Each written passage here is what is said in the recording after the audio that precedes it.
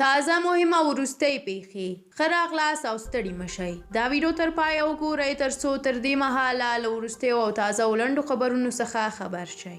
د افغانستان د لوړو زده کړو وزیر وایي چې تیرو شلو کلونو کې د په وینا د افغانستان تحصیلي نظام د غرب غلطو مفکورو اغیزمن کړی دی او توجه ورته نه ده شوې. هڅه کوو چې د هیواد تحصیلي سیستم بیرته معیاري او د افغانستان د ابادۍ او پرمختګ لپاره عیار شي او په دې برخه کې له ایران مننه کوو چې د همکارۍ او مرستو ډاډ یې راکړی دی. پاکستان د پاکستان لومړي وزیر عمران خان د سعودي عربستان له ولیعهد محمد بن سلمان څخه د دې لپاره مننه کړې ده چې پاکستان ته 3 میلیارډ امریکایي ډالر پور ورکړ. عمران خان پر خپل ټویټر باندې لیکلي دي چې سعودي عربستان په سختو کې د پاکستان لاسنیوی کړي او اوسنۍ بد اقتصادي وضعیت کې پاکستان ته لاس ورکړ. هلمند په هلمند کې د کجکي اوبه 40.8 متره ته رسیدلي له 9 متره اوبو پورته کېدو سره به برېښنايي فعالیت پیل شي.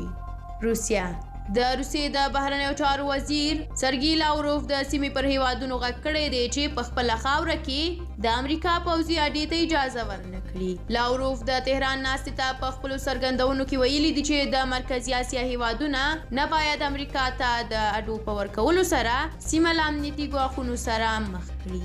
د تهران ناستې په اړه بیا د چین د بهرنیو چارو وزیر ویلي دي چې دوی هیله لري چې د تهران ناسته مثبتې پایلې ولري او په خبره یې چین به په مناسب وخت کې د ګاونډیو هیوادونو د بهرنیو چارو وزیرانو د یوې بلې ناستې کوربتوب وکړي.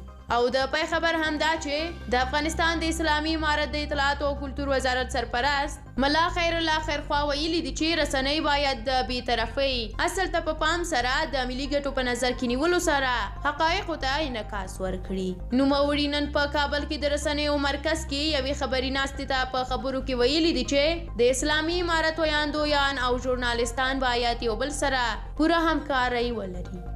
درنو لیدونکو د دې لپاره ډیره زیاته مننه چې دا ویډیو مو تر پایه ولیده. زموږ پخوانیو ویډیوګانو ته هم یو چکر ووهئ او پوره یې وګورئ او د راتلونکو ویډیوګانو لپاره مو هم سوله افغان یوټیوب چینل سبسکرایب کړئ. تر بیا بلې ویډیو د خدای په امان. الله مو